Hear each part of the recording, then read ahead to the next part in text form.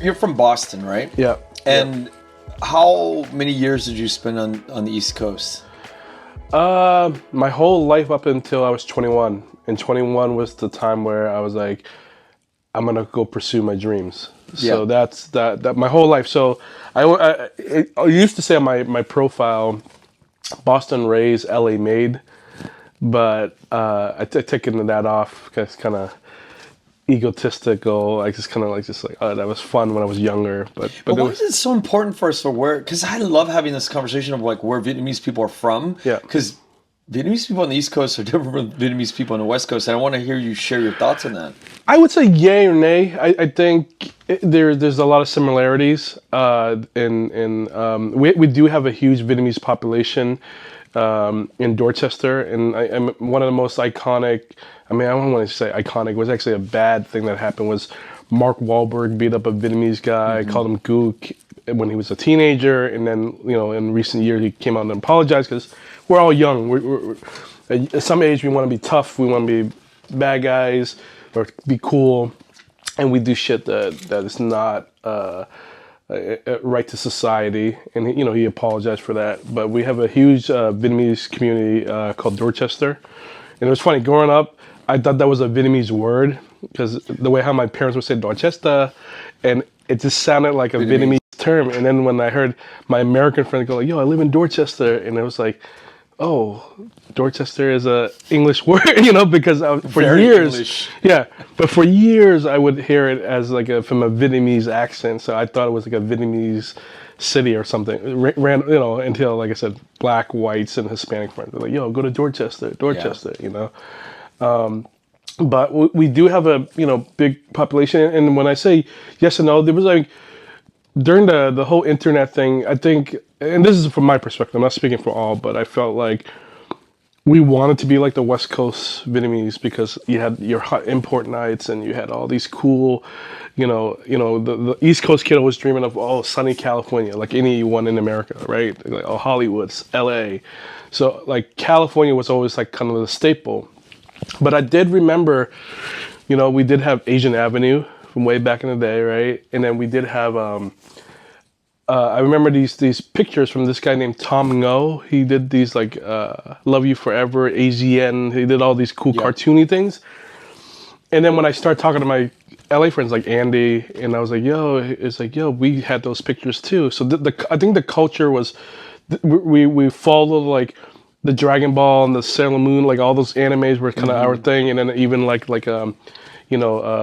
DJ Alpha and all those DJs, we heard the same music through cassettes tape. Not even like on like the internet, because there wasn't the internet. But for some reason, word of mouth got around, and I felt like there was a synchronicity in that sense. And then like even like, I remember, on the East Coast we would wear Nike Cortez, and we would tie it with a bunny tie. But I remember it was coming from the West Coast because the West Coast were doing it. So there was a lot of like adaptations that we took, and then we had our own specific culture in that sense too. But we had our cliques, we had our crews. Everything was very similar. I feel like globally, because like I said, the more I talked to my friends on the West Coast, it was kind of like the same raising thing, except I don't think as strong as Westminster, OC or San Jose, where it's like predominant, like strong, like just Vietnamese. Like when you get in there, it's like heavily Vietnamamese. Yeah, like, you're in you're Vietnamese town. Yeah. Little Saigon. Literally Little Saigon. Over there was like Boston is known to be like a racist city, so like we had our little thing in Dorchester. We had our restaurants, but we were definitely not like a Little Saigon. Like we had a few shops, a few markets that your parents would take you to as a kid, going grocery shopping because you wanted to, they wanted you to eat the food from back home. So the American stores like a Ralph's, especially back then. Now they have an Asian section. Like you go to Ralph's or you go to any of the major supermarkets. There's like an Asian section. Prior to that, there was nothing except these Asian markets like throughout pockets of like Boston and whatnot. So What made you decide to move out to LA? initially, it was acting. Oh shit. So I wanted to be in front of the camera, And my first time in front of the camera was actually The Departed. I did some background work in The Departed, and I have a little shot with me and Leonardo DiCaprio. So that's my little thing to fame. But that was enough courage, enough power, enough of a spark that was like, oh, I can do this. You know, coming from like Boston, middle of nowhere, you know, at the time, you know. So I came out here to, I had an agent in New York, and so I was doing auditioning in New York and Boston as a teenager. I used to be like 16, 17, hopped on a bus, do an audition in New York, and then hop on a bus back. There was a bus called the Funghwa bus. $20 or $15 was a round trip. Wow. And you could always go back and forth. So I would skip school, went to auditions. I never booked anything. Like, you know, I had an agent who just put me on stuff, and I had some friends that I would crash over in New York, and then I would head over. But that was my experience in New York. And then I was like, man, if New York isn't it, I gotta go to the Mecca. So I was like, I packed my stuff. I had a buddy who was already living out here, and you know, I was 21 at the time, and I was like, all right, I'm gonna move to LA to pursue the acting. Did you already finish college or anything like that? I didn't go to college. Oh, wow. I went from work. I was a bouncer. Went over here. One of my first job was a bouncer, and to pay the bills while in the daytime I was trying to look for work. And then while doing so, I couldn't get any acting. So I moved out here, and it was a Central Casting or LA Casting. Signed up for that, and I was just doing background work for TV shows. And I was like, damn, I moved to, and this is after like 8 months, almost a year. And I was like, man, I'm just a background actor. And like, I moved 3,000 miles to just do background work. And it was just like, there has to be more to this. And I had no reel to really like show any agent or anything. So I initially got a camera with a friend, and I was like, well, I'm going to have to just shoot my own acting reel. And at the time I was also coming in as a PA and an intern for Evan Jackson and Todd Nkossawan, two different Asian American director. And the reason why I got close to them was Far East Movement put a post on like, hey, can you be in a music video on MySpace? So I came out, this is like, we're talking about MySpace days, right? So I came out, did a Evan Leon music video. There was like a Bruce Lee parody movie at the time, and the Far East Movement had a soundtrack. So was on that set, and then I only got on to obviously like see if I can get closer to the director so he can book me in something. And Evan Leong just he did the movie Snakehead a few years ago. Yeah, Brian Yang. Yeah. And so he then introduced me to Far East Movement's management team also introduced me to Todd Nkossawan, who was another, he was a Thai director. And slowly I was coming on set, I was watching how people light, watching people do the thing, and I was like, oh, I can buy this camera. So I bought the camera only to do like an acting reel. So because you still wanted to be an actor. So I want to be an actor. I only bought the camera so I can shoot my own acting reel. And then in the process of doing all that, I was like, this is actually fun. And I learned how to edit on like Final Cut Pro 6 at the time. And then I had a camera, and then all of a sudden I was like, oh wait, I was taking all the notes on set, and I would just go to Home Depot and get all these big work lights and packaged it as a director because I took notes, and I was like, oh, this is, and then there was this 1 year, the epiphany was like, yo, this is it. Like, maybe the courage to move from Boston to LA was just to get me here so I could find my true calling, which is behind the scenes. Inspiring, because I know that the journey to go into directing or anything above the line is not for the faint of heart, right? It's like people go through and go to school for all this stuff and are very intentional about it at a very young age sometimes, you know? And for you to kind of like make that cross-lateral move without any sort of planning and no YouTube. I mean, there was no YouTube, so I had to learn everything on my own. Learn how to edit, and then it was just. But I think that was my school. People will put a salary towards something. I was on the ground shooting, lighting, making mistakes, learning shutter speed, learning how things to make it look like better, and like. Had a whole breakdown, a whole thing. It was neat. And then the camera eventually became a tool for me to get job opportunities. And my first client was this girl who went on tours with the Black Eyed Peas as a backup singer. Her name was Marty Garcia. She happens to be a go-go dancer back in the day when I was working at the nightclubs in Boston. So when I transferred to Avalon Hollywood, which is the Palace, the old Palace, there was like a special event. Wait. You transferred to Avalon, the old Palace, as a bouncer. Yeah. Just to do work, to pay the bills. Just pay bills, yeah. So, because, I wanted to work at night, and then in the daytime I can go hustle my production stuff. That was your waiter job. Oh, yeah, exactly. Yeah. And so one day we're doing an event for the Black Eyed Peas in 2007, 2008. They were huge. Like, they had all the massive hits. And so they had like a private birthday party at Avalon. And so I'm doing security there, and I see one of the girls walk in. I was like, yo, like, I know you. I used to be a bouncer in Boston. You used to be a go-go dancer. She's like, oh my God, I do know you too. And she was like, yo, what do you do? And I was like, I'm a director. You just said that. Yeah.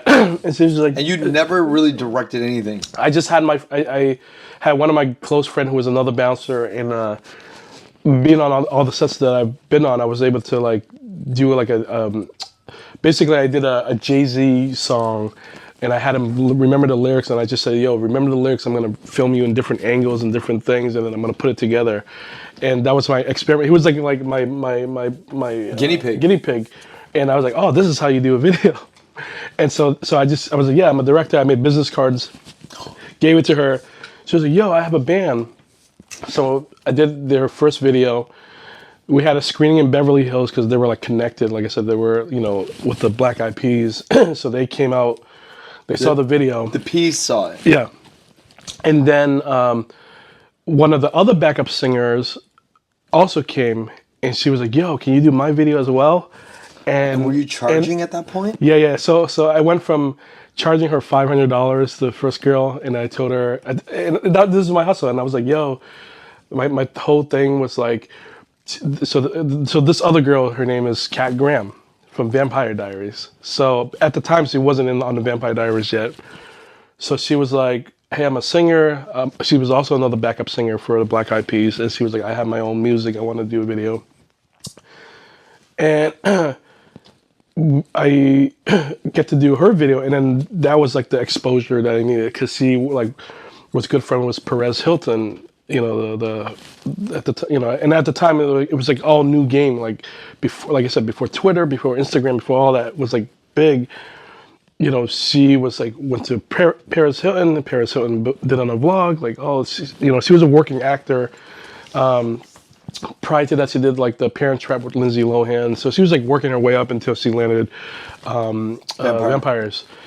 But at the time, and my hustle was, oh, like, listen, I charged Marty $2,000, but I'm gonna hook you up. I'm gonna do you $1,000. So every time I got a new client, that's how I would just play the game and bumped it. So she paid me $1,000, Marty paid me $500, and then the next client was like $2,000. But I was like, hey, it's gonna come with this, come with editing. So I knew how to upsell the whole package, right? And even then, looking back, it's like, oh my God, like I sold my for nothing, But it was something that I needed to do to get my foot wet. Oh, wait, let's stop there. Yeah. You just said you just realized back then when you look back and you sold it for nothing, but for all the newbies that are listening, right? I think I want to. I mean, for me too. I'm curious about when you say you sold it for nothing and you look back on that. Do you think the value of what you created was actually more than the 500 or the 1,000? 100%. Really? Because you're just learning. No, well, I'm just learning. You fake it till you make it. But earn it while you learn it, right? But you're saying that the quality was good enough that you could charge 500 to 1,000. But it was like far below what the value you were providing. Correct. But don't we need to do that? Well, you got to start out somewhere. You can't just and I've seen kids who've done like thesis filming and worked their way up and get paid job from a client or whatnot. But at the time, it was just I had nothing. I had no agent. I had nothing. So I had to create my own opportunities and just be out there with a business card, And I even look at my business card now. There was some spelling, grammar shit that I was like, oh my God! Like I printed 1,000 of these, and it was cool. And it's a souvenir. I have a few now, but it's a souvenir. But like I said, I was just knocking on doors, and it wasn't just that. I also bought sound gear, so like other actors who needed reels and I connected with some, like, you know, LA at the time, it was a ton of actors. So we're like, yo, like, let me do your acting reel. So it's just like little side hustles to do a little bit of everything. And then at the same token, like, built like a client.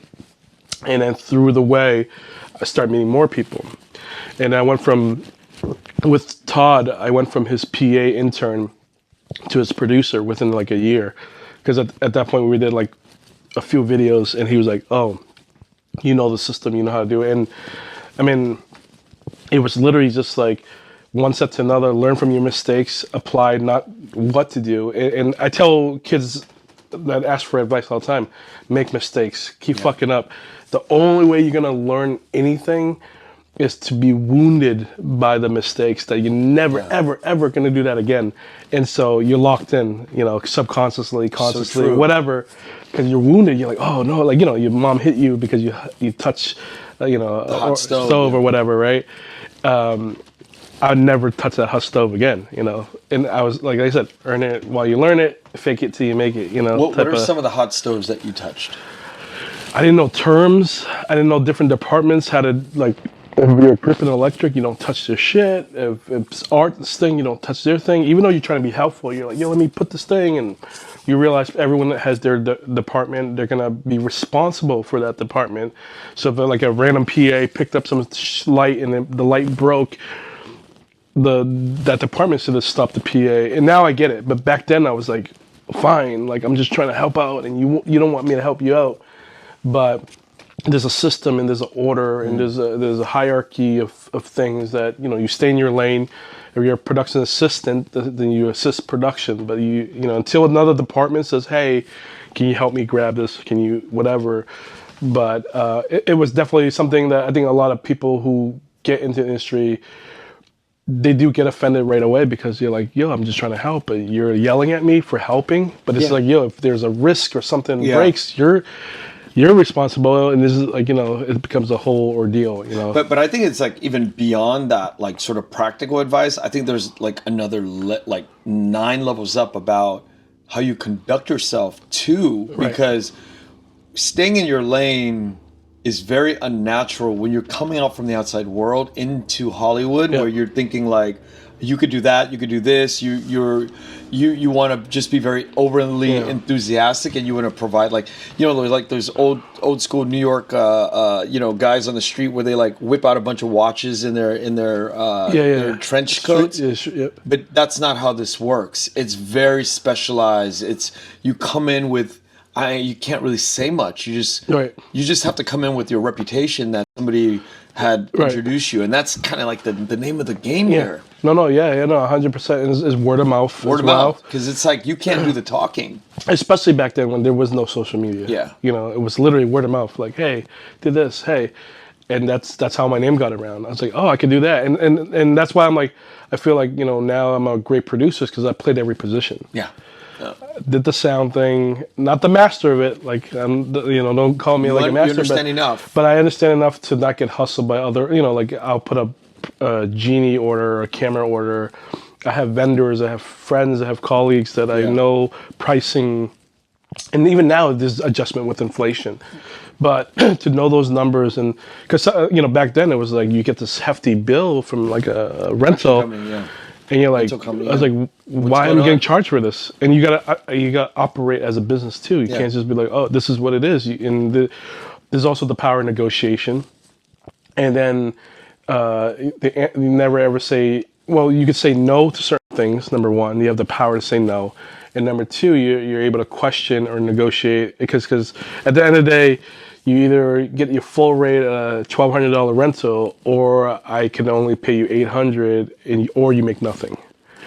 So a lot of folks would be like, you know, for this one time, or this, you know, whatever, I'll let you rent it for $800, you know. But then they, you know, and that's how I always come back. So you rather sit at home and not make no money, or just put out a little bit. I'll remember this forever, and I'm going to return you a favor later. Like, you know, and then so most people are like, fine, you know, but, and I do, I cold-heartedly, like, make sure that I return the favors as much as I can, when I can, you know. I mean, it's not guaranteed every job that's going to happen, but when there's a time, they will know, and they know. And I feel like that's why I have a lot of vendors that do trust me, that have personal relationships that support me on my come up and recently on my come down, because like the industry froze all last year. And the whole industry, I mean, I talked to a lot of creatives and they're like, yo, like we're figuring it out, da da da da da. But then now jobs are starting to come back, and so the people taking care of me when those down months were down, bringing back work or creating opportunities for them, because I never ever want to owe anybody anything. Like if I'm gonna borrow or get some type of discount or work something out, I want to make sure it's paid back somehow, or paid back in full, or paid back even more in dividends, so that the relationship continues and they understand that, hey, like, you know what, he actually said what he's gonna do, and that's word is bond, like in this, especially in this town, you know. And I know a lot of horror stories of producer who will pull that favor and never do it, and I'm like, guys, like, come on, like, they help you in a pinch, you gotta be able to return that favor, you know, scratch my back, scratch your back. And that might be a Vietnamese part of me, you know, I don't know, or how I was raised, you know, so, but those principles have helped me develop as a leader, and also as a creative, and you know, and I continue to take that with me to future projects as well. So, how long were you at the Avalon for before you were able to quit? So I'll start with this. I've been recently getting back to God a lot recently as I'm getting older, and maybe the world's just kind of like, looks like the world's ending, so you go back to faith. I used to be a big, I mean, I still am, and again, most of it's the principle of God, but I was a huge law of attraction guy. I put God on the side. I was like, law of attraction, the secret, you know? And so, by faith or by God, I broke my leg on Coachella weekend in 2011. And basically, Coachella was happening. It was a slow night. Some guy went to the DJ booth, ripped the DJ's equipment, and ran out the front door. This guy was like 250 pounds. And you were bouncing at the time? I was bouncing at the time. And so I hear a radio call. They're like, Southgate. And I was at Southgate. They're like, someone's running out, stealing equipment. So I hid back, and then when I saw him come up, I swung kick him so he could trip. But he was running full force, and I'm like stagnant. But you know, with the swift of him running, I snapped my leg in half like Anderson Silva. That's the best. If everyone was like, I know exactly. If they want to know that, go look up that clip. Yeah, look up that clip. Anderson Silva. Look up that clip. That clip so is literally that's what happened to me. My bone fractured. I immediately dropped to the ground, and what happened to the guy? Oh, he fell. All the bouncers got on him, cuffed him. My manager at the time was like, "Get up! You look like a fool. Why are you sitting on the ground?" I was like, "Yo, my body just went dead. Like, it's just like I couldn't. There's no weight. It just, you know, I was trying to fix the wound." And then the medic came out and he was like, "Yo, he snapped his leg, and you could see like it was like coming out like this." And they're like, the manager's like, "Oh my God, calm down, relax." And then I go into shock. I start shaking. You know, I'm like this, and then 911 came, blah, blah, blah. Long story short, I rehab, did the whole thing, and then doctors was like, "Listen, I'm gonna release you from rehab. You're pretty much set to go, but you can't work at the nightclub." And I was working at Avalon, and our nightclub was not like any other nightclub. We were after hours place, so we would open from 9. We would close at 7 in the morning. So I know very well about Avalon. Me and Supdog were just talking about this on the podcast about Avalon. Hilarious. Yeah. So it's a dark place. And that's another place where, you know, I knew some of the you know, the triads, right? Because I'm Asian, so that helps, right? I knew all the different crews, but long story short, it was like a blessing where God was like, "Yo, I'm gonna remove your comfort zone," which is like I was making tips, I was making my hourly. So I was just comfortable. And it kind of was like, I was doing work, but I wasn't like going full 100%, you know? Like I was doing like production side. I was kind of like, oh, and then I just got caught up in like the drama and the stuff that was happening at the nightclub when I should have spent all that energy towards my career. So with that being said, I could no longer work at the nightclub. I then was like, I have to go 100 100% on production. And that was like my like faith, God, whatever you want to call it, was like, Kev, you're gonna be comfortable forever. I feel like if you stick to this job, you're gonna be that forever. And that part of me believes that too. Like if I never got hurt, I might still be there. And so I had to resurface, and it was tough because I was like, yo, like no more money's coming in. Like, when I was hurt, they had like workers' comp or whatever. But then once the thing was done, it was on the road. So then I started reaching out, and it started with editing because I couldn't really be on set. And I started like landing a whole bunch of editing jobs. Then when I was like back at 100, like I felt good. Then I was now going out, really pushing myself as a director and producer. So whatever job took me, or editor, do whatever it takes, right? So whatever job that I could land on or apply to, and that's how I made my network. I was like, I worked with a production company, I worked with another production company, pretty much worked for everybody to just create my name, pass my card out. And then, eventually social media became a thing, and then it was a little bit more easier back then. Door to door, knocking on doors, passing out cards. Oh, by the way, I'm not just an editor, but I also direct. Oh, really? And just kind of play that game all the way till, and here we are today. So this whole leg breaking thing. And I still got a steel rod. When it gets cold, I have like foot problems, and so it's your right leg, right?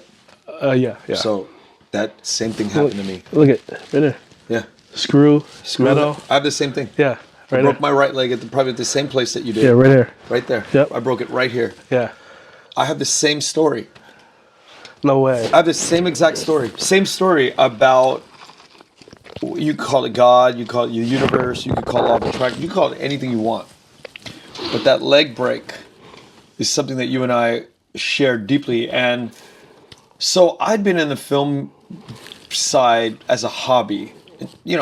I've always considered it as a hobby because I was like in business and the food business and import for window coverings. And so I came up out of USC as a film person and worked at production companies and agencies and made friends with all the film guys. And my best friends were like all the directors and writers and stuff in the business, Vietnamese. Especially USC. Yeah, USC. And just, I grew up in Koreatown. So like I started hanging out with all these people. So I kept in touch with all these people. And 10 years ago, when podcasting was like really ramping up, I was like 2014, I was introduced to a few of the big podcasts today. And these friends of mine were like, dude, like, isn't this amazing? And I'd wanted to do it at that point. And I was like, God, I got all these friends who are in the Vietnamese space. I wanted to do it. But I was so terrified and never pushed myself to learn the equipment and stuff like that. Terrified of it. And then at the pandemic, I was like, all right, if these kids are on Zoom and they get it, I can record and just start there. And that's what I did. I just started. Wow. So this was October 2020. And I just started recording, and I got up to like 20 episodes. And I was still like, oh my God, I'm hooked, but I'm not like 100% sure that this is going to work. Yeah. And then I went on a hike with director Bao Nguyen from Grace Night and Pop. And he and I and another friend named Michael, we went on a hike up here in Pasadena, Altadena Mountain. Yeah. And I broke my leg up there on the hike. Oh, shit. And it did the same thing. Put a rod in, blah, blah. But I was in bed for 8 weeks. And at that point, I had recorded 20 people. But I had that same come to Jesus moment that you did. I was like, at this point, I am not doing food anymore. I'm not doing window coverings anymore. I'm done. I'm done with everything. And I'm going to use this 8 weeks to leverage the shit out of my time. Wow. So I can just make sure I'm 110% going forward full steam with the podcast. Yeah. And I'm like, I will get to 2,000 to 3,000 episodes. And this is God's calling at this moment to say, this is what you're going to be doing for the rest of your life. Yeah. And that leg break was like, Paul writing to Damascus in the Bible, he falls off the horse and, he was like hunting down Christians, right? Yeah. And at that point I was just like, this is my Paul conversion, right? You fall off the horse, you have this like come to Jesus moment, and you're like, this is going to be what I'm doing for the rest of my life. Yeah. And I grew up in the Catholic faith, but I'm not a practicing Christian. No, I'm the same yeah. thing. I mean, like I said, for this whole Catholic thing, Jesus thing was, I went to CCD, I went to confirmation, did celebration, all that. It's Tungi, Vietnamese all thing. same, yeah. So, you know, and it was just about last year when I came back, like, it was just like I was just looking for crazy. something. But for 16 so odd years, 17 so odd years was Law of Attraction. Wow. And there must be magic to it because Law of Attraction has gotten me Further enough, But now, but what was great about Law of Attraction and what now God is, Law of Attraction is cool because you're just asking, which is praying, right? Which is praying. Yeah, that's what On it a quantum yeah, level, it's just yeah, all praying. yeah. Like you're a Buddhist and you're chanting or your mantra. Affirmation. It's affirmation. It's all praying. Yeah, it's all like sending quantum fucking computing out there, right? Yeah. And so this is all recent, but I just felt like there was no guidance. It was like, cool, like, I want a car, I want this job, I want but what is the guidance at the end? Like, why are you doing it? The why and the whole, the whole thing. And I just felt like, and I felt like even with God, it was like, this might sound crazy, but it's like, if you trust the process of God or whatever, like, even when, and I also done some Tony Robbins, and one of Tony Robbins' biggest thing is like, it's happening for you. It's not happening to you, but it's happening for you. And that thing just went like, it's just another edge that now I'm equipped with. So if I get rejected or the job didn't come through or things get pushed or whatever it is, it's all like, working for you. Yeah, it's all working for me. And that took Peace a weight. Of mind. Yeah, that took a weight off my shoulder. It took a weight, and it was just like, damn, like, I had some big projects that I was in line, this past year, that putting together and connecting with people, working with folks over at like CA and agents and potentially, massive projects, and then it didn't happen. And I guess the old me could have been a victim and be like, oh man, like, this is stupid, and just be negative. But I was like, yo, God is like pivoting me for another path, which will lead me to where I want to be, but it's not going to be how I thought it would be, but just trust. And now I, let go, let God, whatever, and it's funny because now I'm starting to see a lot of people have this new awakening. And I used to be cringy when, even now when I see Mark Wahlberg, he's like, Jay, pray, Lord. I'm like, ugh, but I get it why he does it. I get it, why, and even then, like, you meet these hardcore Catholic, because, I used to be very judgmental, like, oh, look at, same here. Oh, Jesus guy, ooh, like, oh, look at, going to church, so hooky wooky, like, but then there's also a new age of like pastors coming out now that are just like you and me, like, yo, like, God didn't tell you that shit. Like, they would swear and they wouldn't wear the whole thing. They would wear like normal clothes and just be real and go like, like, is that, and then it's funny because like I'm also hearing like a lot of these gurus and these great people. If you look at all these, and I haven't, again, I'm fairly fresh, but all these lessons are taught in the Bible. I just didn't, I never tapped into it. I looked at other people, whether it's Gandhi or like whoever, like leader, but a lot of their origin, a lot of things that they speak are in these chapters and these stories. And so, again, I don't want to go off subject on God-based, but this is a free for all, man. Yeah. So this is a free for all. But I'm just learning as this process is going, So yeah, we should be. I've had priests on the podcast. Oh, wow. I've had nuns on the podcast. Wow. I am very open to all of this, and I'm the same when it comes to like the cringe side of things. I'm like, ugh. And I hate things being forced on me. Yeah, and even as you're talking to me, I'm like, but I'm checking myself because I'm like, I need to be. We just all need to be open to all of it, right? Yeah. And then when you talk about Mark Wahlberg, I mean, I remember 20 years ago, I was dating this girl, and she was living in like Beverly Hills, Bel Air, and she would come down to go to church at, there's a church right by Rodeo Drive. I think it's Holy Family or something like that. So she would get me to go to church, and I go to church with her because we're both Catholic. And, I was like, all right, well, she's an awesome girl. And I was like, went to church. And Mark Wahlberg was going to that church with his wife and kids. And I would see him every Sunday. I mean, I went like 4 or 5 times. But he really walks in that those shoes. He Yeah, believes in that. Yeah, you know. yeah. It was just like I said, it was just like, I don't know, cringy to look at because I was looking from a different scope. But now I get it, and I'm like, okay, cool. And it just puts a lot of pressure off of you because it's not you against the world. It's God will take care of it. You just got to keep writing your Do story. you go to out. church every Sunday? No, I haven't. I went to one like maybe 2 weeks ago, and I'm slowly Integrating back in. getting back in. Like, oh, I gotta wake up early. Oh, I gotta do this. You know, it's just See, like I'm still plagued with my mom and dad though. Like their pressure for me to become a Catholic priest. Like I'm still dealing with that trauma. Yeah, and Yeah. I went through that training and all that, and Yeah. so it really fucks with me still. So and that was the force that I didn't like. And you know, I don't know if it was for you, but like even like the nuns or the priests would actually be the villains growing up. They would be mean. They would be aggressive. And I was like, this isn't God. And so I you know, when I was younger, that's how I fell off. And then I went to a few funerals, and the one thing that like really triggered me was, you know, a friend had died, and you know, we're all here to show the love and support for our friend, and the priest is like, well, this is your new journey with God, God, God, God, God, God, God, God, God, and it was just like you're selling me and forcing me. Right now, like, cool, God, we know God's here, but like our friend has passed. Let's talk about him or her, you know. yeah. And it was like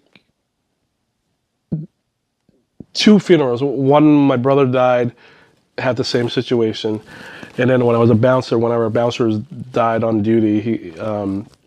And when we went to church, it was just selling church, and I'm like, yo, this is a huge turnoff. Like, I'm out. Fuck off. Like, I'm disconnected, and then I found a new way, which is law of attraction.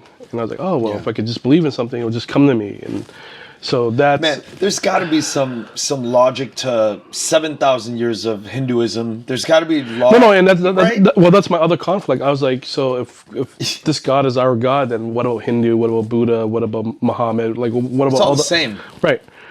But for me, it was like hard because like, so do we just disown all the other religions and it's just the one, like, but then like Jesus is white or Mediterranean and I'm Asian. Is that like what? Like, I do have little things that I do question.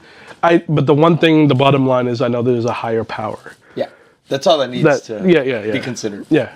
You know, and it's obviously. And I'll whittle it down even further. Right. Not only do you not have to even worry about that thing, the creator, you don't even have to worry about that person or that entity. You don't even have to worry about that shit. Yeah.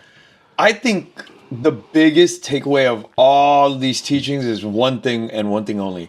There's this deep, profound journey of discovering what it means to love humanity.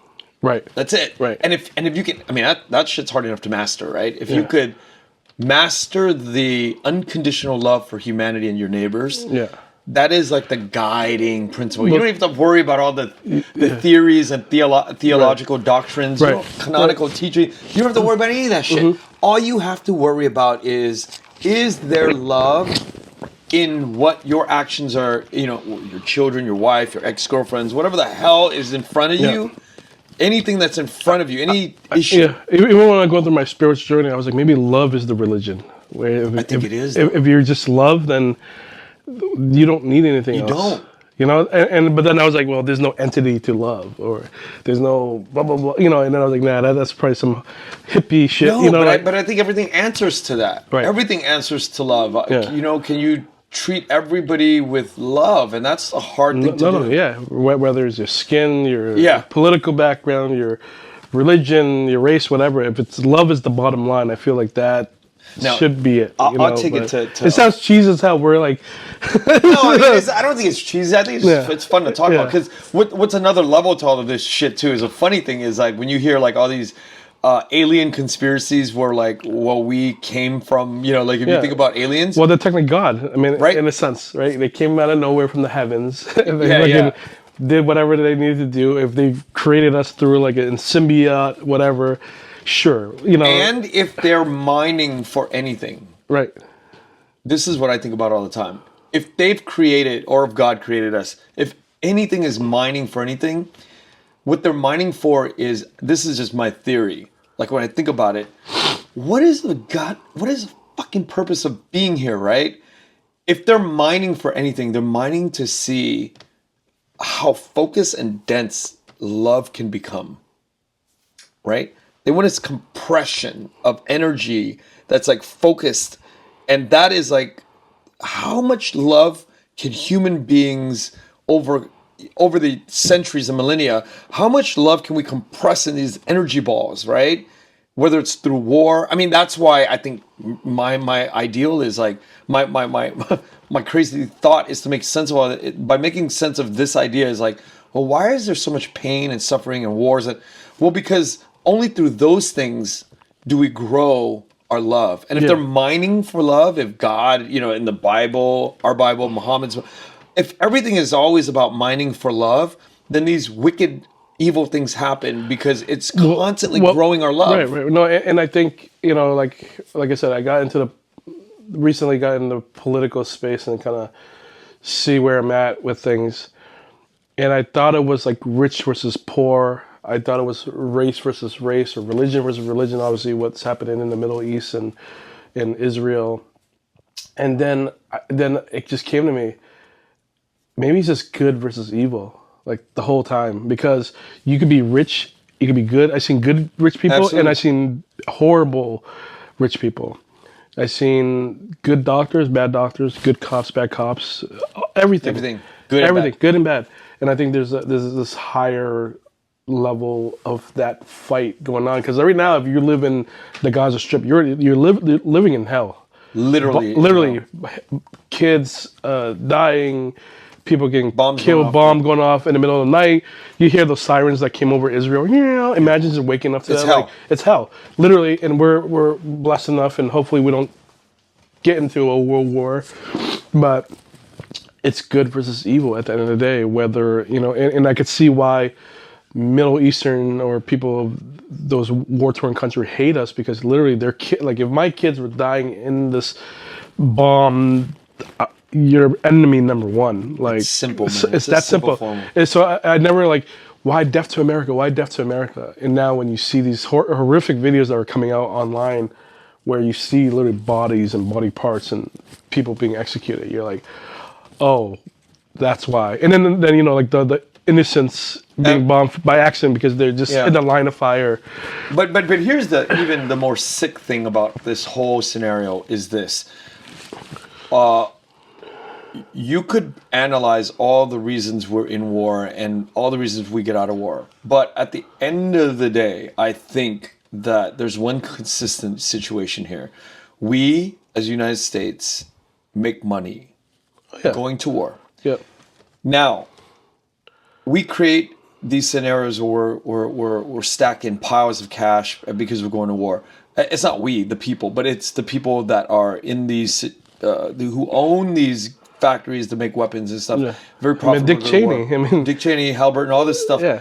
Well, if you think about it, right, the indiscriminate killing of people in the Middle East benefits the long term of war, because you are breeding generations down the line. Yeah, they're pissing off. You're pissing them off, and that's a benefit to you as a weapon maker. Yeah, you need to piss everybody around the world. Yeah. So you can constantly get into conflict. Yeah. You can constantly be at war anywhere you go. Yeah. You got people in the Middle East pissed at you. You have people in China pissed at you. You have people everywhere. Because if they all really wanted to approach the world with love, there's no profit. There's no profit in love.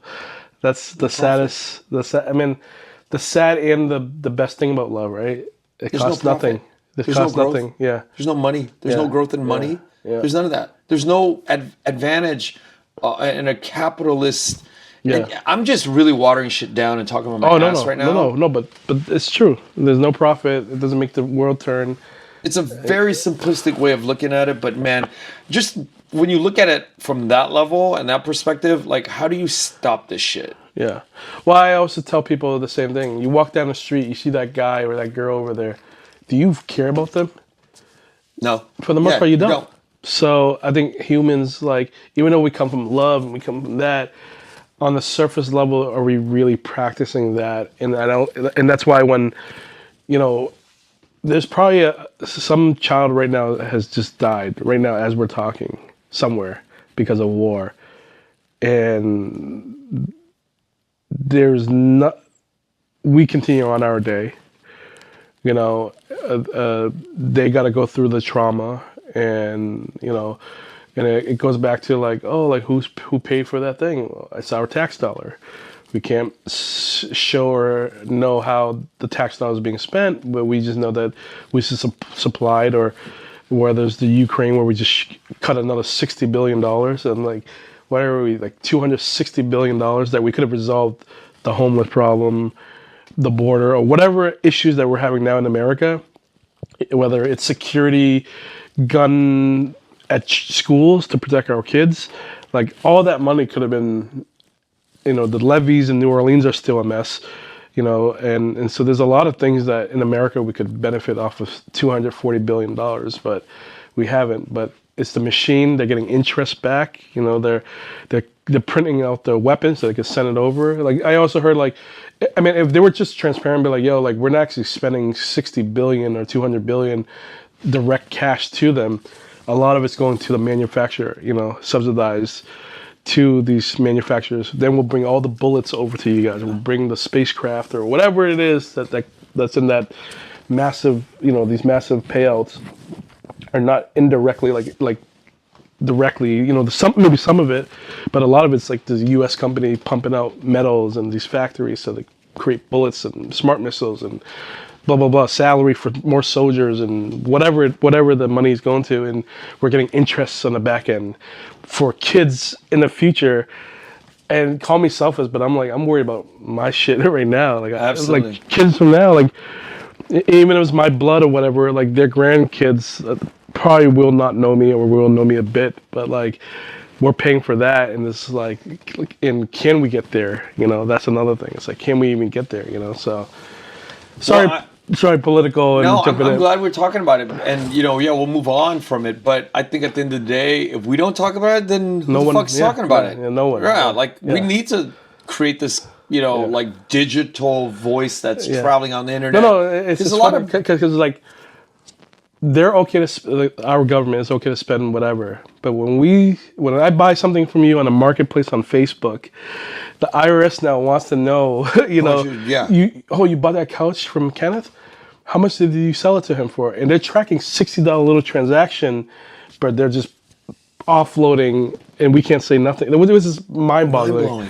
You know, it's fucking mind-blowing. Yeah, you want a little piece of the couch that I just bought on Facebook or Craigslist or whatever. They're trying to track that through Venmo. And that's the beauty of Vietnam, you know, for better or for worse. And you know, I'm not saying like, you know, you don't get the taxes to subsidize government programs like health and stuff like that. Yeah. But in Vietnam, it's like a fucking free for all. Yeah. You know, it's just a free for all. Nobody's tracking shit. You know, and I don't know if they can ever move to a cashless society, but they're trying to. But that's when the monitoring happens. You know, right. It's all moving towards that eventually. You know, we're all shackled up and you know, digital locked in. shackles, man. Can't move a muscle without being tracked. No, and like I said, I have no problem paying taxes, but let's fix the shit that we have right now. Yeah, you know? it's the imbalance of like what we have to pay into versus what we get back out from the system. Right. You know, it's full of shit. Anyway, let's move on. Let's let's. You know, we're going different. Where do you see yourself heading in the next few years? Narrative. Oh, wow. So, you know, I spent my last 15, 16 years, music videos, commercials, promos, live concerts, like, you know, you know, shooting at the Red Rocks in Colorado to, you know, Kanye West Sunday service to like, I've done everything in between. And I always taught myself like production is MMA. You know, MMA is like kicker, boxer, wrestler, jiu-jitsu, whatever, right? And then you absorb all these talent, and then you have that core system, and then you fight against the best. I took the same fundamental values of that, where production, and they're all different. A music video and a commercial, a concert, to interviews, talking head, to documentary, they're all different beasts, different animals, and you got to be able to understand each one. But then you could take the core basis and apply them to any Octagon. yeah, literally. So and so I've done enough in my career where travel around the world. And it's funny because when you go to school, they're like, oh, what job would you like when you grow up? And I was like, I want to be a pilot 'cause I can travel around the world. I've been fortunate enough to be in production where it's taken me to places, film projects all over, from like Paris. I just did a project in Hong Kong, Jamaica, South America, and then all across the U.S. Just kind of like learning from different crews, learning from different people, how different standards are set up in different areas. Like Miami's crew is a lot different than Atlanta's crew versus LA's crew versus a New York crew. And just learning, a lot of it is the same principle, and working and understanding that. And then the fundamental of like your setups, your shots, what you need. And now I'm pivoting back to the directing side. I've produced for a lot of folks in the last 15 years, have a lot of relationship, understand. I work closely with my ADs to make sure we're on schedule, on time, on a monetization aspect of like, not getting overtime or et cetera. But also as a director, now I understand why we have to speed up our day, why we have 2 setups in one day. We can get a few more in between, great, but let's get the main things. And so I've geared up my whole career up to this point. I did a recent pivot. I left Riveting Entertainment, and I was there for 6 years. But I know that in order to fully pursue something, you have to close one door to open another. And that's kind of my pivot right now. So a lot of the projects, and I'm not throwing away producing because it is my bread and butter. It's if I'm not directing something and I'm here to make money to support my family, that's what I'm going to do. But at the same token, now I'm actually going to take the time and put it directing. So I did a short film, and this week I should find out that we get to Tribeca. And there's 12 other festivals that throughout the year we'll start getting notifications from, and I think that's a nice calling card. The one I just did in Hong Kong, I co-directed, and then I'm putting together like a food show with the LA Try guy. He's a social media guy who built his whole thing up, and we developed a show together. So I'm you've seen it with The Rock. There's a quote what The Rock said. He says, do your day job, but after your day job's done, do your real job.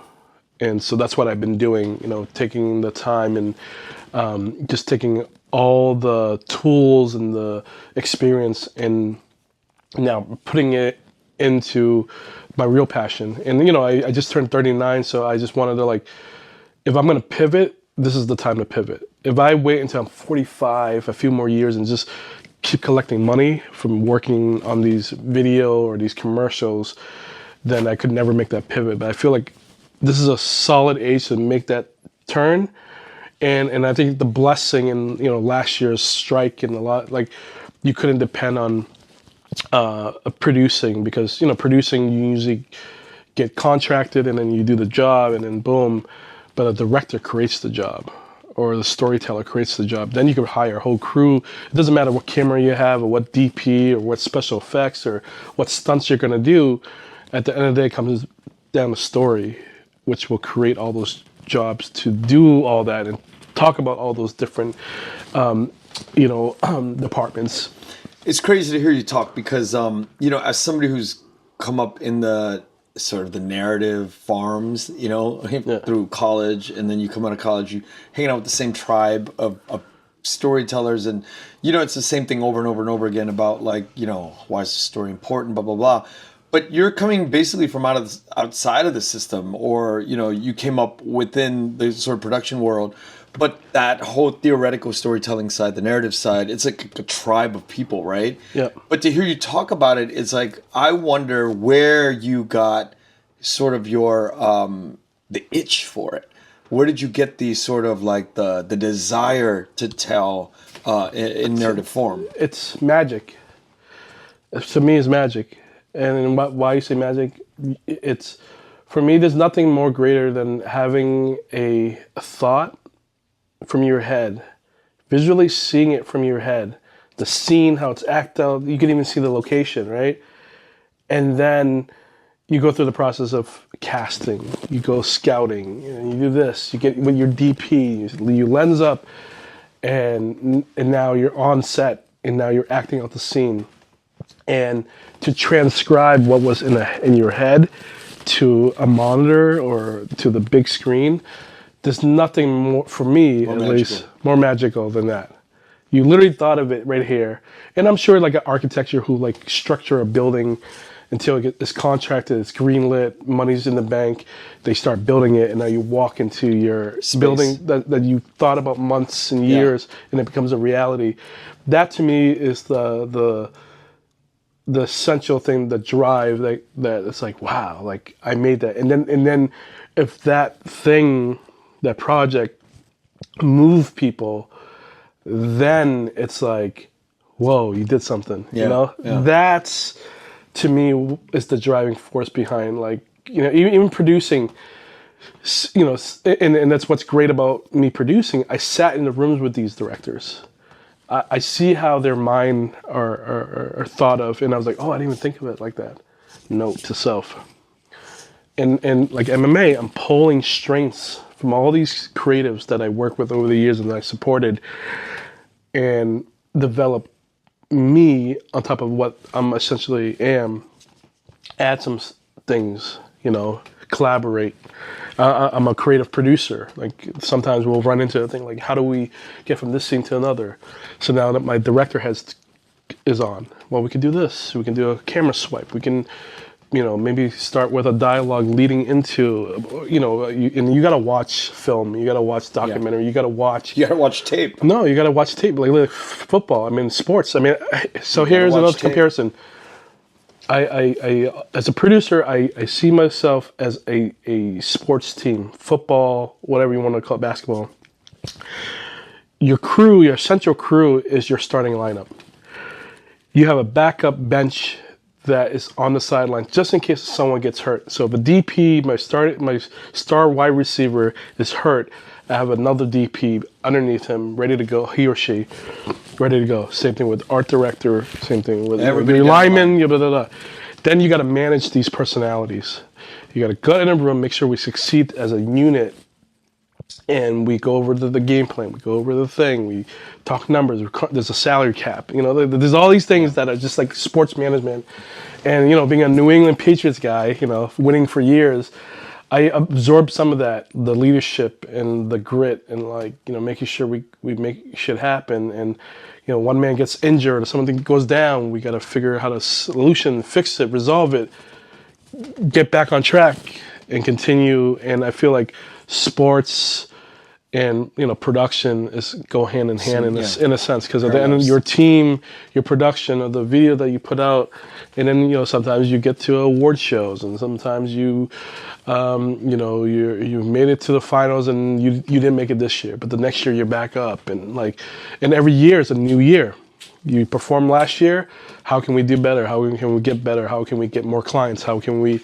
So it's kind of like, I always go back to sports as like use that philosophy, get into these guys' head, make sure that they know, and you can leverage them to do what you got to do and continue that system. And each project is a new opponent, a new team that you're gonna have to face and become better every time. You know, you come out of it. You know, so. Well, Kevin, I thoroughly enjoyed our conversation today. Thanks, man. Thanks for having me. Yeah, and I look forward to your future projects, and hopefully you can reach out to me and say, "Hey, I got this new project coming up. I'm here to really take on the exciting news that happens within the guests that come into the Vietnamese community worldwide. You know, I'm always here for that, and hopefully we can have more of these wonderful sessions." No, absolutely, man. Like, I love to come back and you know, check off where we last left off, and you know, tell this story, be this journey, and, you know, obviously be inspiration, hopefully, to young cats who are listening in and like, yeah, I want to do that. I want to do that because I'm probably one of the greatest component of that. Middle class, didn't have much. Didn't go to school for this. Didn't go to school for this. Immigrant family. But you get it. You understand it all. Did the sacrifices. Left my mom. Like, she's getting older every year, and I come back and visit, call her every weekend. But you don't get this far just to get this far. You just keep going, and wherever to the end of time until I'm gone. Hopefully I create that impact to, the middle class, the folks in Boston, the Vietnamese folks, like everything that's essential to me, which is maybe someone else's path that they're going through, having dreams and pursuing and taking the risk and do whatever it takes mentality and, self-growth and self-worth and all that. I hope that I leave that legacy so that people say it is possible, because I literally had nothing. I literally had $1,700 to my name when I first moved there in 2007, and now I'm able to develop myself, raise a family, and continue living the dream, and seeing where else it takes me. Just in a nutshell, because I've been through a lot, and I'm 39. I have a lot of gray hairs. But you're doing it. Yeah, but I think that's the trade-off, right? Yeah. You got to go through and learn all that and grow, constantly grow, so. Well, thank you once again. We're going to go get some lunch. Yeah, let's get some food. All right, brother. Thank you for listening to The Vietnamese with Kenneth Nguyen. Special thanks to Brittany Tran, to Jane Nguyen, Catherine Nguyen, Tina Pham, Sydney Jamie, and Christo Trin. Please find us on Instagram, Facebook, and TikTok at The Vietnamese Podcast.